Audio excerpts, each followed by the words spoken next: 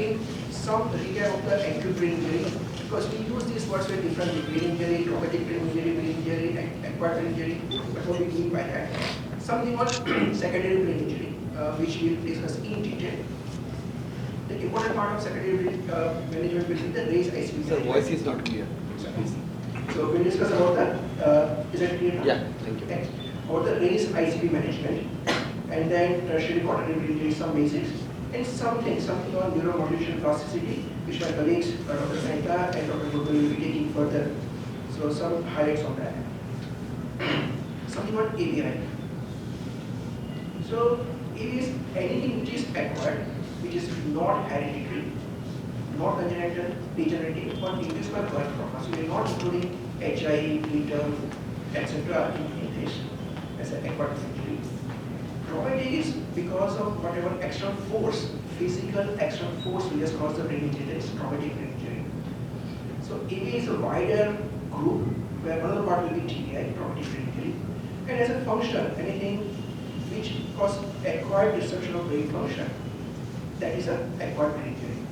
So any factors which can lead to alteration in brain function, that will be your acquired brain injury. So for the next talk and everything we're talking about ABI, we mean by this. So some facts,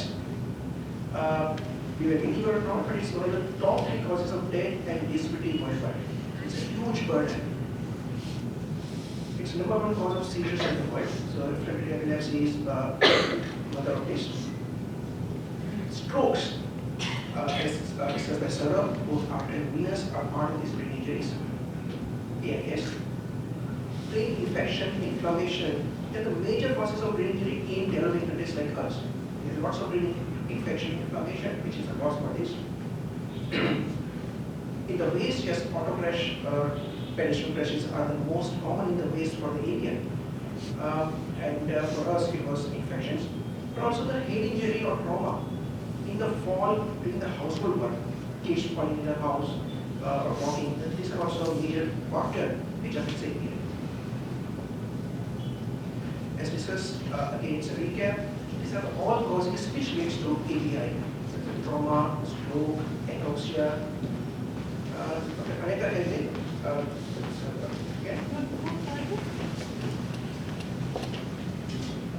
So, of course, trauma, stroke, anoxia, the infection, immune inflammation, metabolic, all these things will lead to the brain injury. So these are primary causes as discussed and what we saw.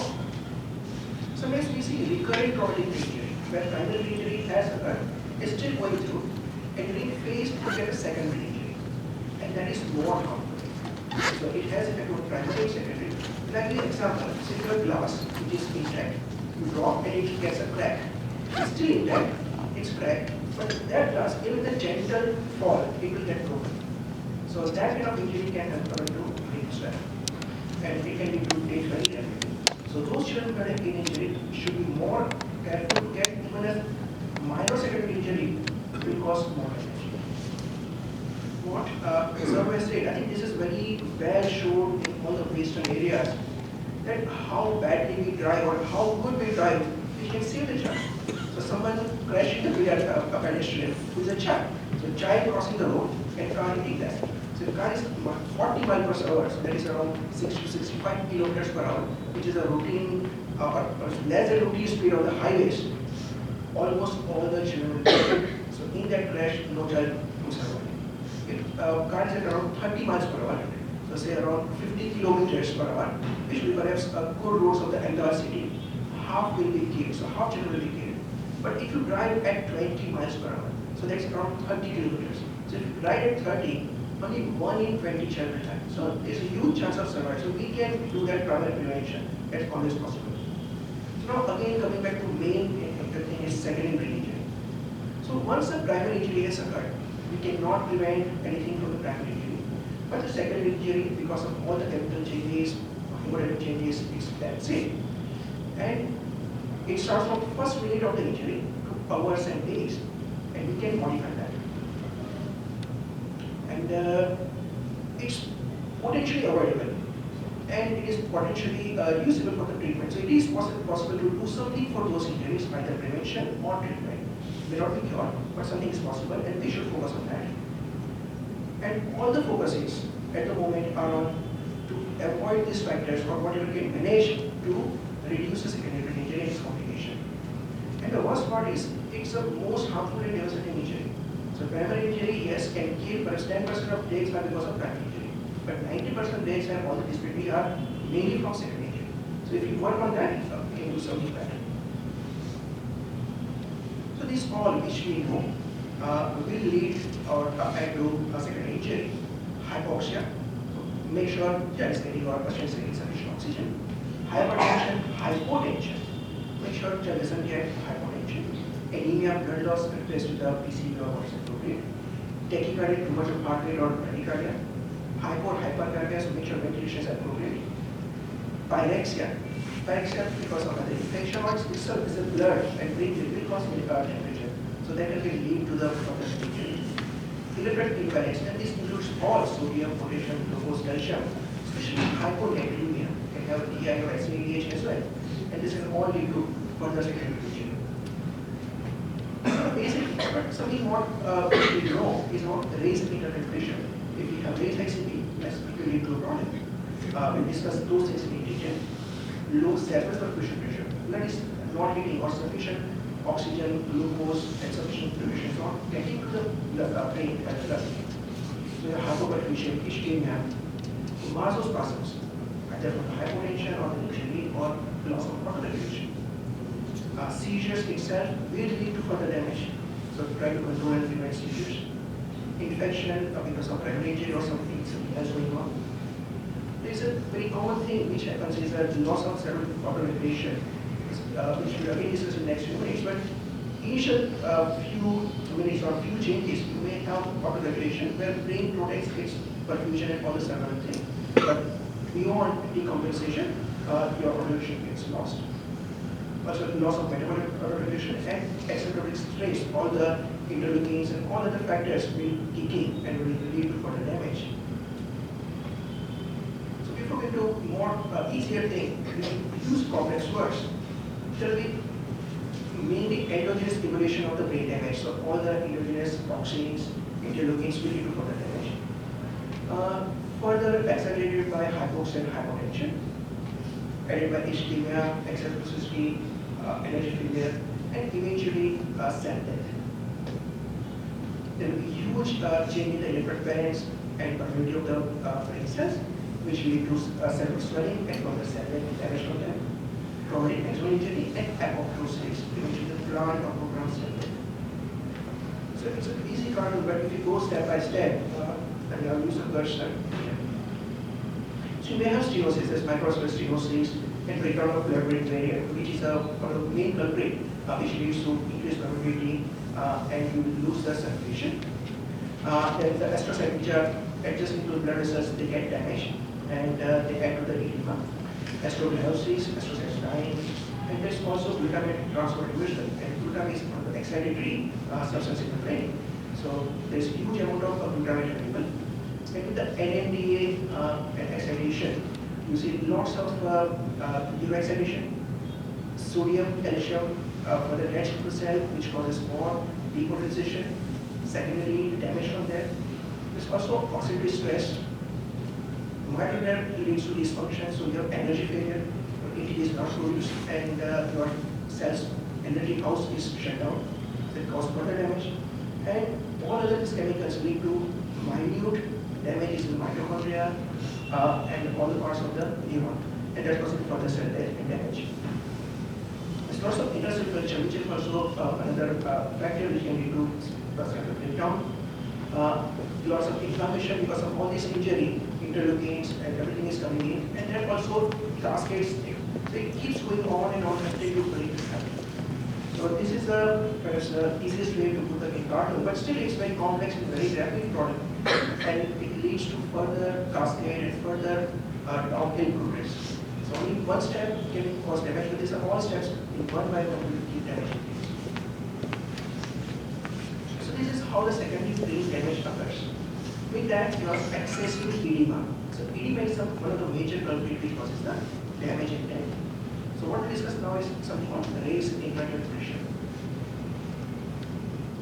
So intertemporal, I mean, it's a basic example what was taught. It's a classically, skull is a wall, it's a closed wall, where few things are allowed to come in and out, like venous and CSF and arterial vein.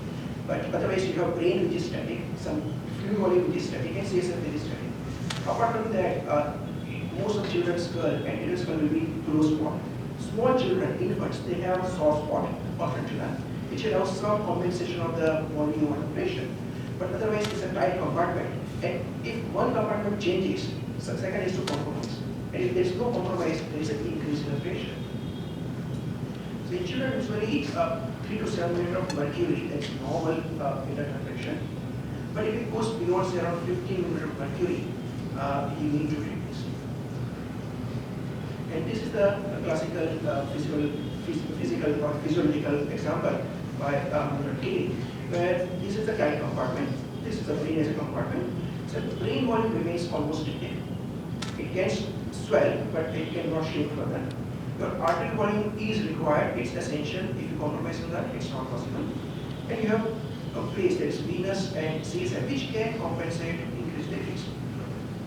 With any reason, you have mass, basically edema, blood, tumor, whatever, initial compensation is by venous and CSF adjustment.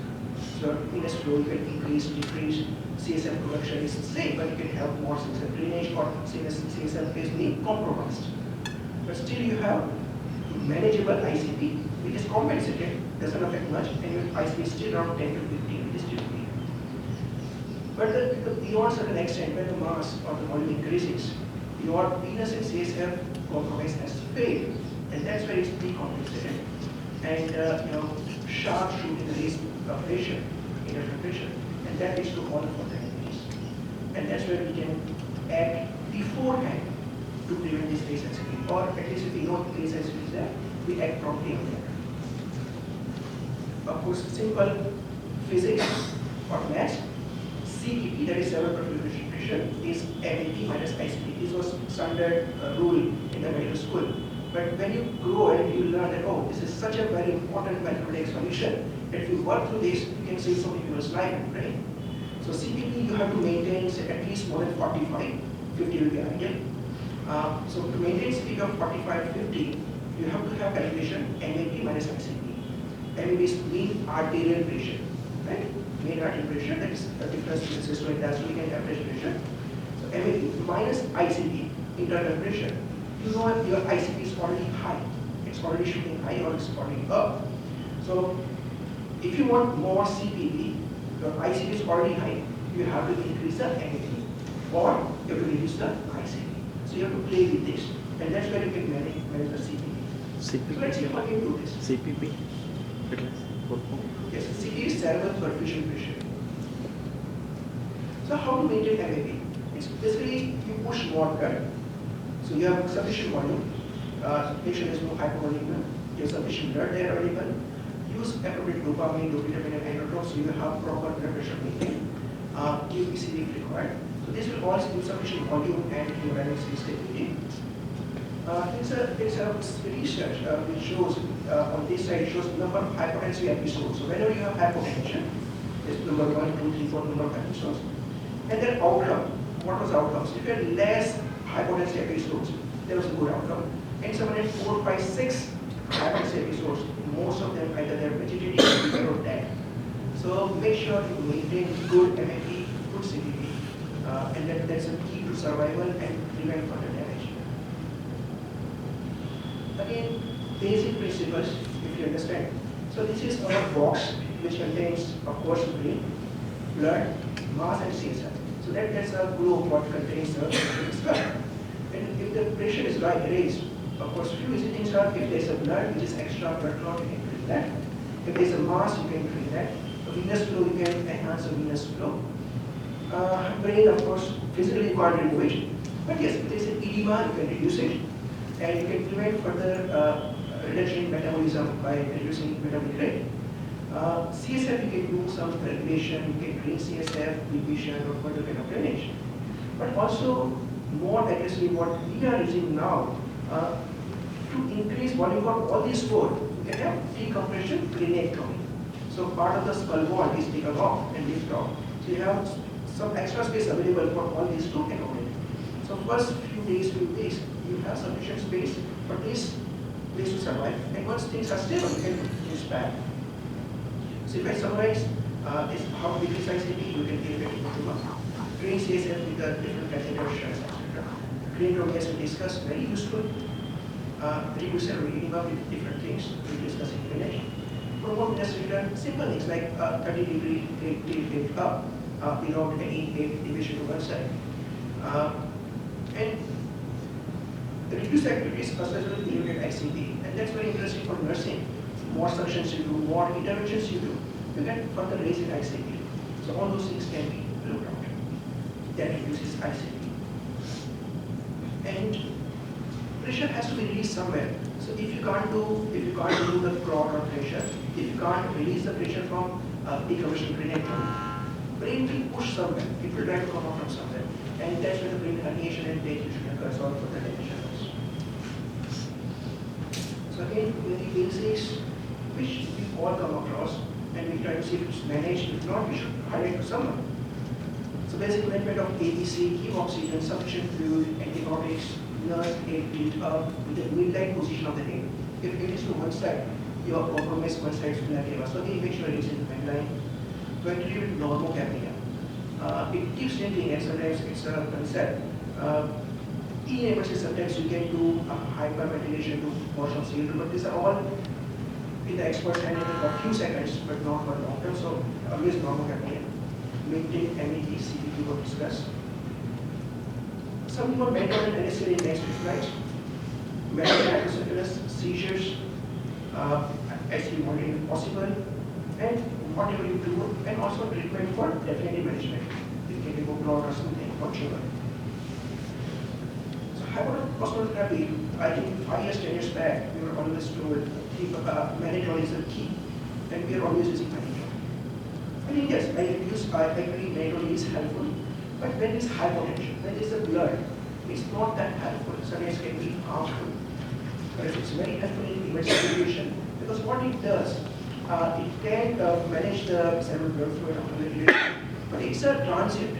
It lasts for a few minutes to a few hours, and then the effect is reversed back. So whatever, say it's a sponge, which is full of water, you squeezed it, but as soon as you relax it, again the fluid will come into that.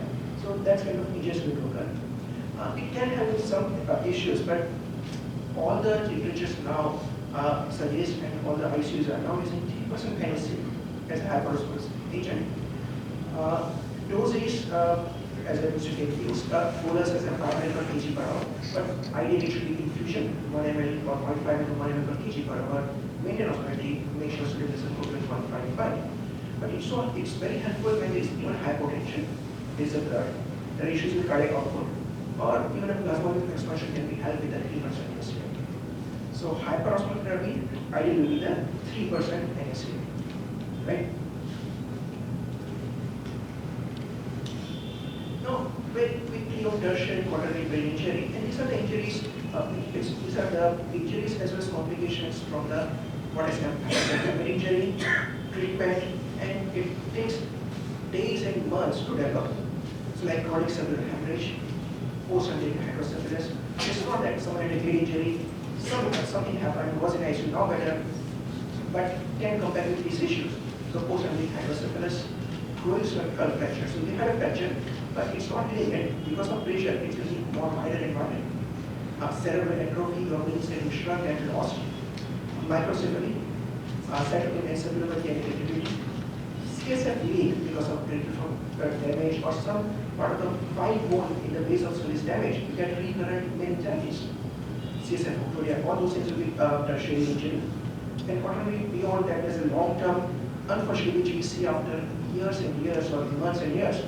Loss of deformities, scoliosis, contractures. What is the family dynamics? That's also part of your quaternary injury. Subnutrition, bad stores, and all those things. And we don't want to end up here. We definitely don't want to go to tertiary. If you can manage the secondary and primary well, I don't think we should be coming here. On a routine basis, these are the simply VC. When children comes to hospital or the clinic, in neurology, they come with a moderate visit after an injury, few weeks, few months. some cognition problems, cognitive and educational problems, behavioral problems, epilepsy, their perception, vision problems, practice problems, manipulation, and ADD problems. And most of them, or some of them, will be covered by our team in next half an hour, couple of hours. Now something on Neuro Modulation plasticity. I'm not the expert on this. Neuroplasticity will be taken after a few minutes by Dr. Nathan, and something on brain intelligence and other parts will be Dr. Silverwood College. But few basic principles what I understood. So improvement after brain injury occurs with two things. One is the rehabilitation, which we all know very well. So something is lost, you use other things which are saved or stronger, so that you can come over the weaknesses what you have. So that's the rehabilitation. And we have good rehabilitation centers and people working in the city and country. Something perhaps which we are not focusing much on so far, on recovery. What we're thinking so far, what is lost is lost. It cannot be claimed back. Yes, no new cells can be generated, specific cells can be generated. And in future, perhaps 5 10 years down the line, that presumed stem cells will be there, which can grow new cells, but not at the moment. But still, there are mechanisms where you can generate new cells, you can modify cells, you can modify connections, you can have new connections, you have more networks, and that's how you can use old existing things which are partly damaged to get better function.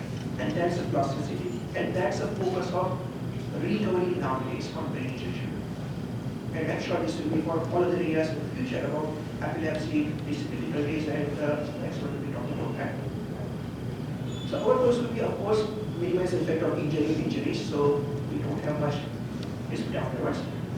The gain maximum condition of the child back, so that he's back to home, school or community, improve his or her quality of life. Full participation. At the end of the day, we want we all are participating in our social way, whatever way. We want to say full participation. We want he or her to be self-sufficient and independent and having a good life. So these are our main goals, and we do different things to achieve that. So coming to recovery, you can have physical healing of the neurons or specific parts. Something on neuroplasticity and neuro modulation. How to promote recovery? These are general principles. This is not a rocket science. What I'm saying is very basic things which make sense to all of us. And you may be laughing. What I'm talking about? Yes, give good nutrition. So I'm not about brain plasticity itself, but on general principles, how can you improve the recovery? So give the proper nutrition, you give more proteins, more calories at that stage. Proper exercise, both emotional, physical, sufficient sleep, and this applies to everyone. Sufficient sleep for those children that gives time to proper growth and neurons, happy for learning and memory as well. Some positive attitude. And stimulate and challenge the brain to basic neural growth. That will be learn new things, so make sure that there are lots of new things. Present or important things to you or them, so that generates them. Give things full attention. Meaning colors. This is all part of therapy that should also be included. Use humor, and maybe it's also sometimes crying is good because that gets away of stress. Practice things over and over, whatever you learn or you are training them, make sure it's repetition. So it's remember to repeat and repeat to remember, both ways. So repetition makes you stronger, faster and sharper. So that's part of the hard work. And these are the all standard slogans. So neurons are fast together, they wire together. So make sure you stimulate them again and again, and they wire together and make proper pathways, proper networks. Neurons in your outer sync will fail to link. So if you're not using that, it will be discarded. And they usually die if you're not using that. So use them or use them. Let them learn or learn the things from the beginning and work on small steps. Something which is lost, fine, it can be achieved. So not just with rehab, but also with recovery. You can do those things. And practice all those things regularly and frequently. And it should be part of their everyday life. Of course, avoid stress and everything. And to help recovery, find out what are the strengths are. Let them try new things. Let them experience success and feel proud, because these are the areas that will be very low and down. Let them make mistakes and learn from them. And let them sort out who they are and what they want to be in the future. So these are perhaps some basics or some understanding of the modulation and plasticity which we should be using for better function. Rehabilitation we know as a concept, we want to achieve change by which a person who has become disabled requires knowledge and skills related to optimal physical, psychological, and social function. Good definition, I don't think it makes sense to us, but for all of us what it makes sense. We want to use all the means to minimize impact which are discrete conditions or other effects to assist disabled people to achieve desired level of autonomy, independence, and participation.